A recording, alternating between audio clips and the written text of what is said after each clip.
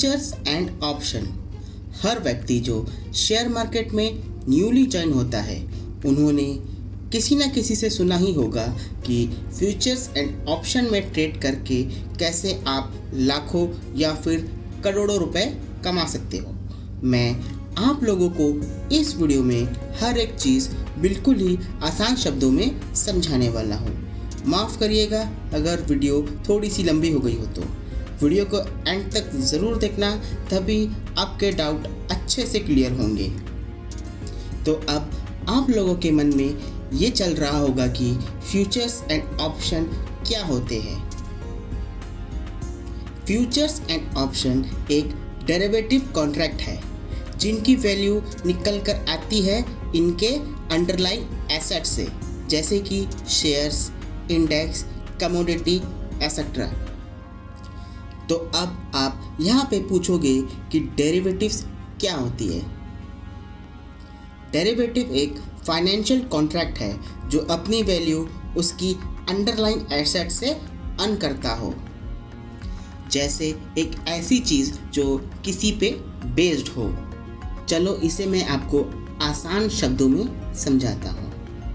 आप सभी लोग कच्चा तेल तो जानते ही होंगे, और कच्चे तेल से क्या बनता है? पेट्रोल और डीजल। तो यहाँ पर पेट्रोल और डीजल डेरिवेटिव है किसका? कच्चे तेल का, और कच्चा तेल इनका अंडरलाइंग एसेट है। अब इंटरनेशनल मार्केट में कच्चे तेल का भाव बढ़ेगा तो जाहिर सी बात है पेट्रोल और डीजल का भाव भी बढ़ेगा। तो इसी तरह ये शेयर्स में भी वर्क करता है। यहाँ पर हम जस्ट एक एग्जांपल लेते हैं बजाज ऑटो का। अब यहाँ पर बजाज ऑटो एक अंडरलाइन एसेट है और बजाज ऑटो फ्यूचर उसका डेरिवेटिव।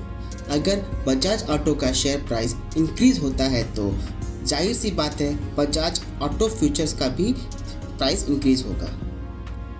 तो अब हम यहाँ पर दूसरा एग्जांपल लेते हैं, जैसे कि इन्फोसिस। अगर इन्फोसिस का प्राइस ऊपर जाएगा तो जाहिर सी बात है उसका फ्यूचर्स भी ऊपर जाएगा। ज़्यादातर लोग ना फ्यूचर्स एंड ऑप्शन में ट्रेड स्टॉक एंड इंडेक्स में करते हैं और उसके बाद कमोडिटी पर। तो आई होप कि ये कॉन्सेप्ट आपको अच्छे से समझ आया होगा। अब हम यहाँ से समझते हैं कि फ्यूचर्स एंड ऑप्शन में कॉल क्या होता है, पुट क्या होता है, प्रीमियम क्या होता है, स्ट्राइक प्राइस क्या होता है, एसेट्रा एसेट्रा। तो यहाँ से अब हम चलते हैं पेन और पेपर की तरफ। तो अभी यहाँ पर हम एग्जांपल लेते हैं निफ्टी 50 का। अभी यहाँ पर आप मान के चलो कि निफ्टी इस वक्त 12,500 में ट्रेड कर रहा है। 12,500 में ट्रेड कर रहा है।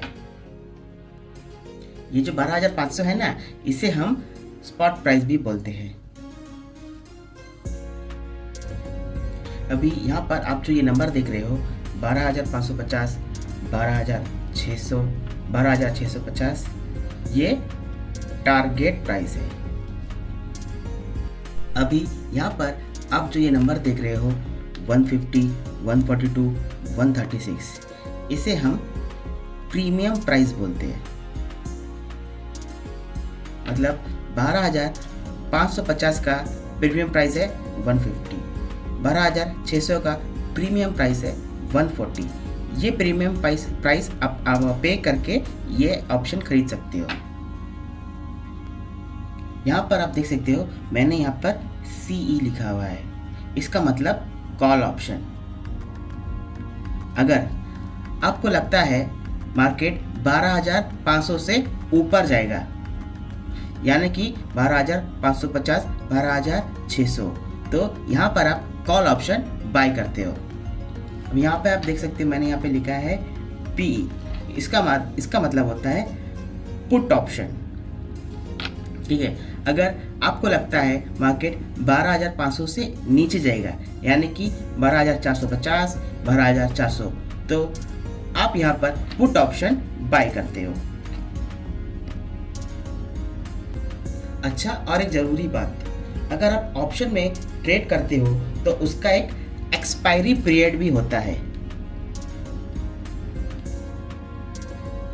एक्सपायरी पीरियड भी होता है, और ये दो तरह से होता है। मंथली या फिर वीकली। अब आप ये समझ के चलो कि वीकली और मंथली एक्सपायरी क्या होता है। अगर आप वीकली ऑप्शन में ट्रेड कर रहे हो तो आप का कॉन्ट्रैक्ट हर वीक के थर्सडे में एक्सपायर होगा। इसी तरह अगर आप मंथली ऑप्शन में ट्रेड कर रहे हो तो आपका कॉन्ट्रैक्ट हर मंथ का लास्ट थर्सडे में एक्सपायर होगा। अभी आप पूछोगे कि कॉन्ट्रैक्ट क्या होता है। कॉन्ट्रैक्ट, अभी यहाँ पर आप मान के चलो कि मार्केट यहाँ से 12,500 से नीचे गिर रहा है, ठीक है। अभी यहाँ पर आप 130 का प्रीमियम प्राइस पे करके आप 12,350 का ऑप्शन बाय कर रहे हो। तो ये जो आपने बाय किया है ना, ये आपका हो गया कॉन्ट्रैक्ट, वो एक कॉन्ट्रैक्ट हो गया आपका। अगर आप किसी का भी कॉन्ट्रैक्ट बाय करते हो, जैसे इंडेक्स, शेयर्स या फिर कम्युनिटी, वो आपको लॉट में मिलता है, लॉट में। और हर किसी का लॉट साइज अलग होता है। यहाँ पर हम निफ्टी का एग्जांपल ले रहे हैं, तो यहाँ पर निफ्टी का लॉट साइज होता है 50 का।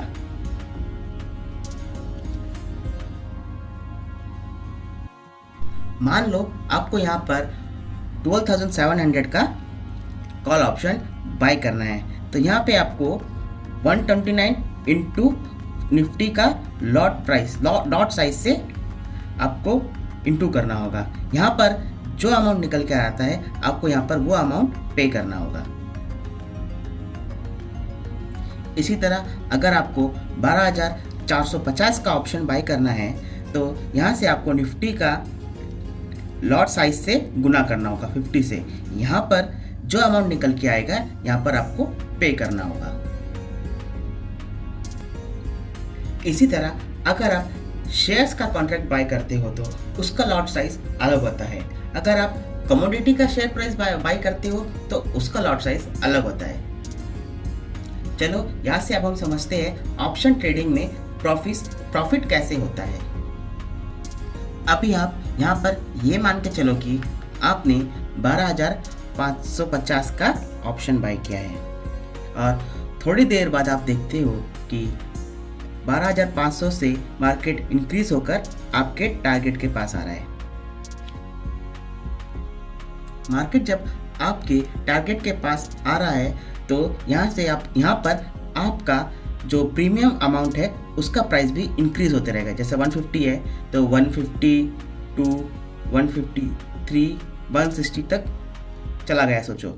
तो यहाँ पर आपको 10 रुपीज़ पर क्वांटिटी, मतलब आपको 10 रुपीज़ पर क्वांटिटी आपको प्रॉफिट हुआ होगा। सेम चीज़ ये पुट में भी वर्क। और एक बात आप अच्छे से समझ लो कि ऑप्शन ट्रेडिंग में टाइम डिके क्या होता है अगर आप लॉस से बचना चाहते हो तो।